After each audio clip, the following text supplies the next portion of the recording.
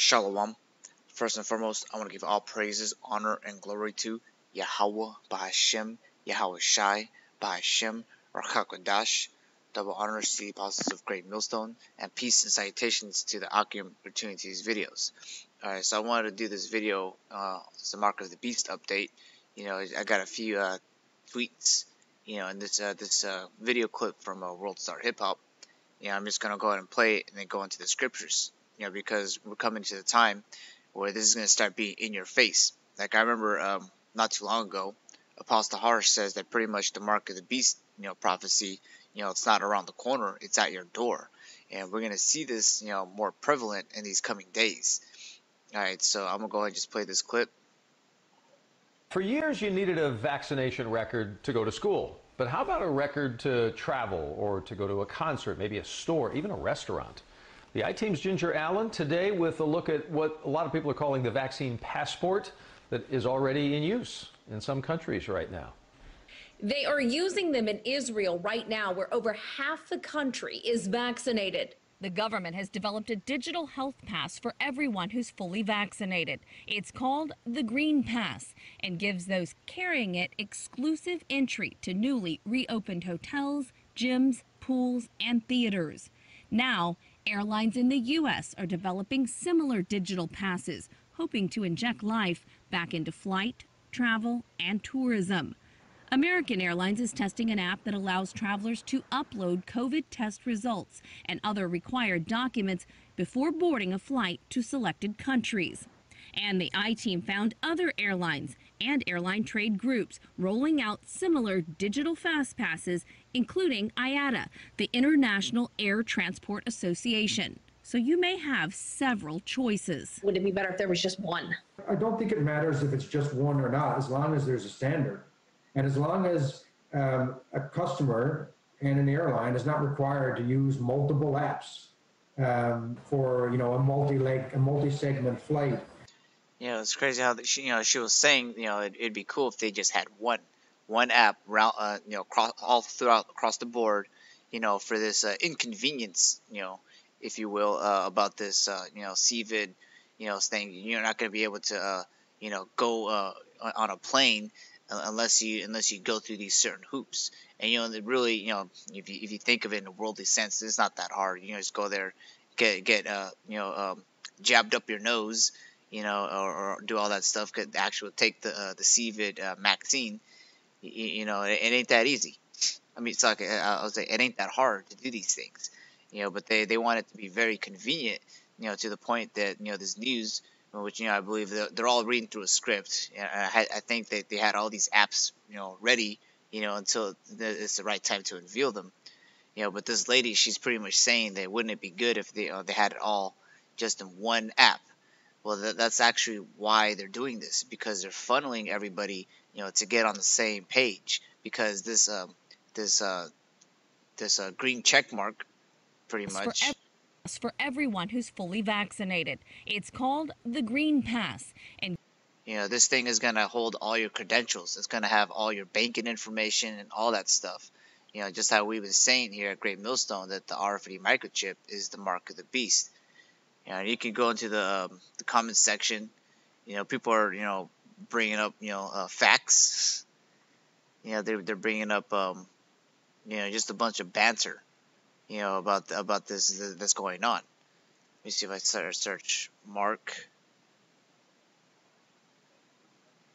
So these people, they're getting informed of what this technology is. So I'm not gonna load it because you pretty much get the gist of this video. Because they're gonna want all this information all conveniently in one thing. That's the whole thing of why they wanted Rfid microchip inside of you, is so that you have all your personal belongings all virtual, in that Rfid microchip, so you can go out and about, and then it would know that you have this green pass, that you've already taken your easy to get vaccinations. It ain't that hard to go wait in line, get tested and all that stuff, and to have all that stuff all in one, it'll be just easier because it's already an inconvenience, right? Then people always I'm pretty sure in the comment section too, you're gonna have a gangsters saying that this isn't the mark of the beast because of buying and selling. But then they're going here, with all these companies, they're making these technologies, more readily available. So this is a company. I'm not going to read it, but you can pretty much, Google it yourself. And then so I'm going to just read this tweet that they posted yesterday. It says, we are happy and excited to see the European Union adopting the same ethics and talking points we've used in the proposal of our implantable biometric health monitor for its digital green pass. So key word right there is implantable. If you look at what this company is about, need I say more? But like, with this one, it's gonna have your passport, your Instagram passwords, everything, all conveniently in one thing, and even your little green check mark that you're gonna have to require to show. Otherwise, you won't be able to go into a city, unless you have all these things. You won't be able to function in the society except you take the mark of the beast. But we're pretty much ready to get out of this place. So I want to go ahead and read this because this whole scenario, it reminds me of Daniel 3. I forget their Hebrew names, but the three Israelites, they were named Shadrach, Meshach, and Abednego. I know one's name was Azariah. But the same scenario was taking place, in the book of Daniel in the time of the Babylonian captivity. It's a lot to read, and I recommend you read over it so you can get more learned in the history, because the scripture, this one right here, it says Romans 15 verse 14. It says, "For whatsoever things were written aforetime were written for our learning, that we through patience and comfort of the scriptures might have hope." So with this precept in mind, you can recollect what was going on in Daniel 3, because all these things have happened before. There's nothing new under the sun, and this whole one world order thing is not new under the sun.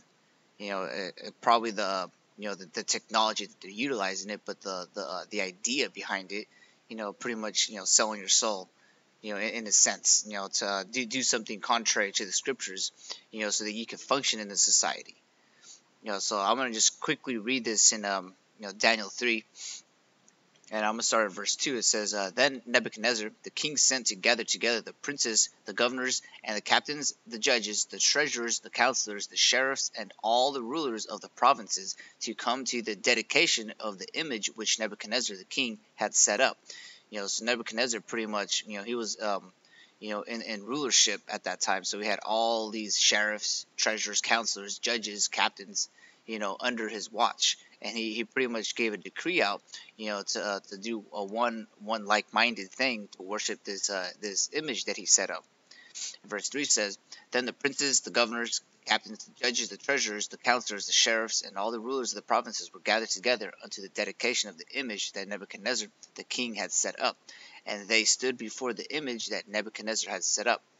And verse 4 it says, Then an herald cried aloud, To you it is commanded, O people, nations, and languages.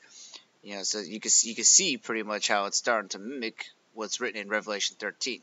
Just real quick, Revelation 13, verse 16 says, At the end he causeth all, both small and great, rich and poor, free and bond, to receive a mark in their right hand or in their foreheads. So it's pretty much saying everybody. Every able body. Even people who have a disabled body, they're gonna have to receive that Rfid microchip. The disabled people, they're going to be first in line, because those technologies are going to do things to their brain, where it's going to make them walk again. All these false miracles that they could perform on the left hand side.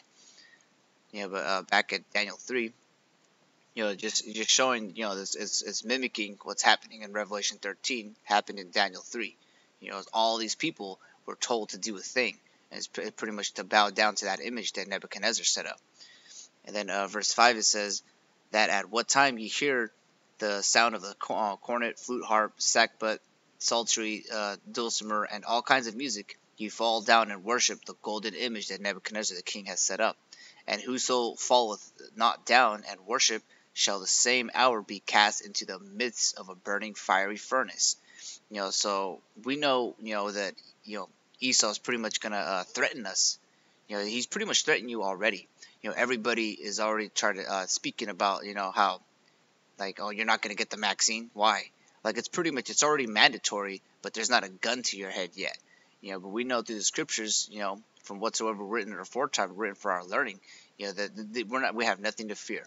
Whatever threats that they have, like with Nebuchadnezzar of throwing the Israelites, Shadrach, Meshach, and Abednego, into a fiery furnace, they knew not to worry.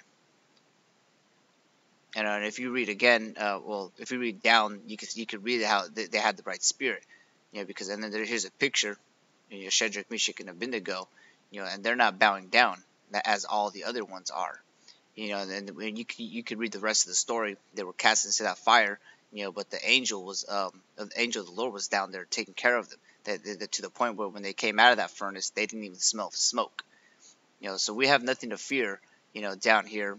If they threaten us with our jobs, they threaten us with guns, even, we have nothing to fear.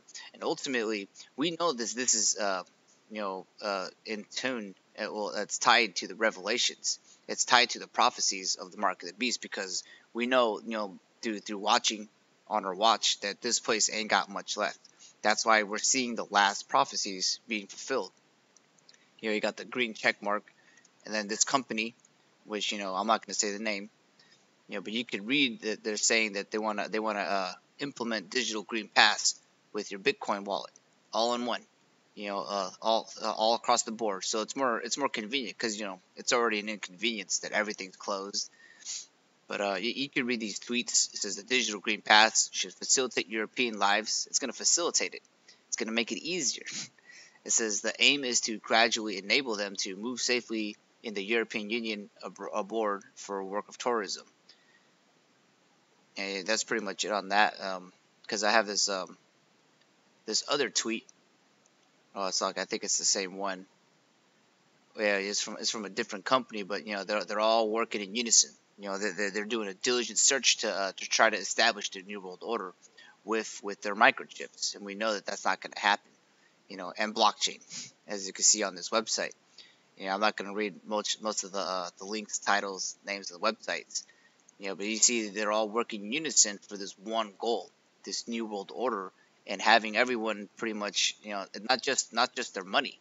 It's basically they want to put their mark on you, their imprint on you. And you can see who are the main ones selling it to you. That clip right there, I'll rewind it real quick.